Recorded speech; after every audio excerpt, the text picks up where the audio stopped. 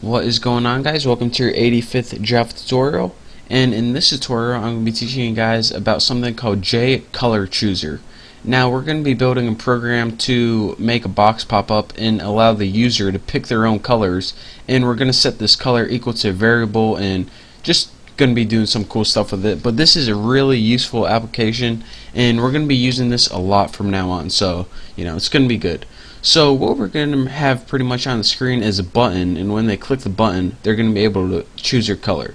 So let's go ahead and make a private variable for JButton, and now I'll just name it B for button since I'm lazy. And next we need a color variable, so private color, let's just name it color variable named color, and we'll set it equal to the constant white, if I can type. Takes a little bit, but I'll get there eventually. So now we have this color variable set to white, and the last thing we need is pretty much a panel. So private JPanel and panel, we'll just name it that for simplicity. So we have three variables, so let's start doing some stuff with it. The first thing we're going to need to do is build our constructor, so name it public peach or whatever your class is, and it doesn't take any parameters because it's constructor, no parameters.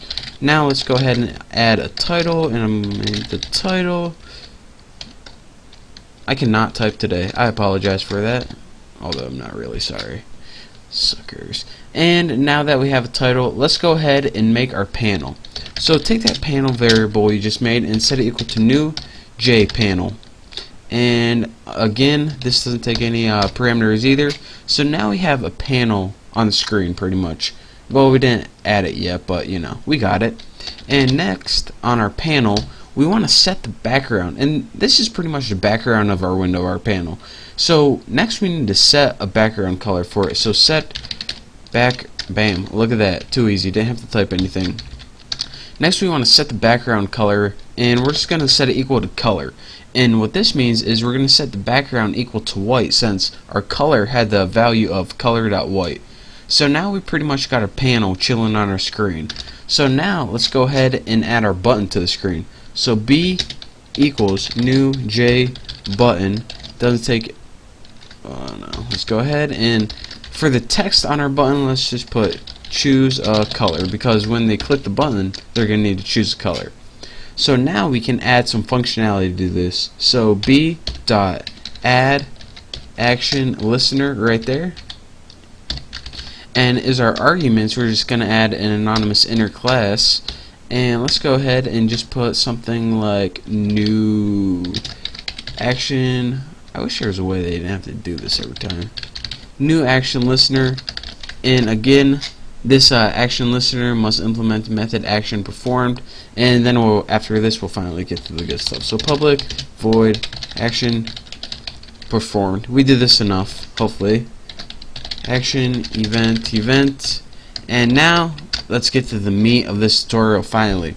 So whenever we click this button, what do we want to happen? Well, the first thing we want to do is we want to change that color variable, but instead of changing it to this just like a regular constant or something, we're going to let the user decide what they want to change it to. So we need to put something called JColorChooser, and what this allows is the user to choose their color. So just put show dialog right there, and this dialog takes three parameters. The first parameter is the positioning, so just put null, and if you put null it's going to appear in the center of your screen. The second parameter is when you click this button, a new box is going to pop up. So what do you want the title of that color chooser to be? Just put pick your color. And the last parameter is the initial color that's selected, and you'll see it's hard to explain right now because you can't see the box, but just go ahead and put color right here. So whatever the color was set as before, then that's what we want to have. So let's go ahead and change that, and I'll move this over just like that, and now we're good to go. But the one thing we have to watch out for is if they don't choose a color at all. So if we give them the option to choose a bunch of colors and they don't choose anything, we're gonna write alright. If the color that they choose is equal to nothing, and this is going to happen if they either hit X or cancel. What do we want to do? Well, we just want to take that color and set it equal to whatever color it was before, or let's just go ahead and set it equal to white. So if they don't choose anything, then they got white, so that's your fault. If you didn't choose anything, you're getting white. And last but not least, we need to change the color of our background. So again, the background is pretty much the panel, and set background just like that. And what do we want to change it to? Whatever color they chose.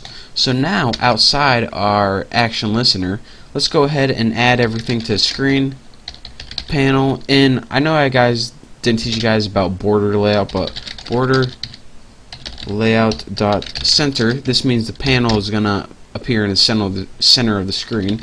Next, let's add our button, and that was named B, in border layout, and let's just make this appear in south. This means the button appears at the bottom of the screen. Set, see, you're getting like 2 tutorials for one in here. Set size of the window, that's 425 by 150, and once I run this program, you guys are gonna see what's going on. Set visible, and we're just going to set this to true so it appears. Now let's run this so I can actually explain it a lot better. And again, don't forget to call your object and set default close operation. Set OK. Now we have this program that says the title, choose a color. Again, this box is white by default. So now if I go to my code right here, we're going to go ahead and press choose a color. Now this is going to pop up. So we go ahead and choose a color like blue or something and press OK, and now our background has turned blue.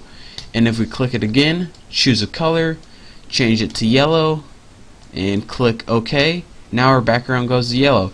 And last but not least, if you choose it and hit something like X or cancel, it's white by default. So let me go ahead and I'll explain this if I can get my code to set up right there. What this pretty much means, you know what all this means. Let's get to the good stuff. We change that color variable according to whatever they wanted to change it to. And again, we use that using JColorChooser show dialog. This is positioning, this is the title of that window right here. And again, pick your color. See that title? Pick your color right there. And someone's calling me. I'm not going to answer it. And then this color is when you choose a color, it's what's selected by default. So if you click red, okay, when you do it again, pink's gonna be, or red's gonna be selected by default. And next, what this pretty much does is whenever you pick a color, it's gonna store that value in the return value for color. So if you chose black, now this color is gonna be set to the color black. And so that's pretty much what that does, JColorChooser. So then you tested if they hit X or cancel pretty much if they didn't select any color. If they didn't, give them white.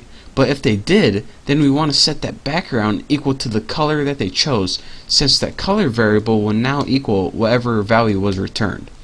And then we pretty much just added to the panel in the center of the screen right here, we added the button to the bottom. We made the size of our window, we set as visible so you could see it, and then we called it. So that's your real quick tutorial on how to use JColorChooser. In essence, whatever you pick right here is going to be stored in this variable. Bam. That's all you need to know. So thank you guys for watching. We're going to be using this in our couple tutorials from now on, so make sure you learn it. And again, one more time, thank you guys for watching. Don't forget to subscribe, and I will see you next time.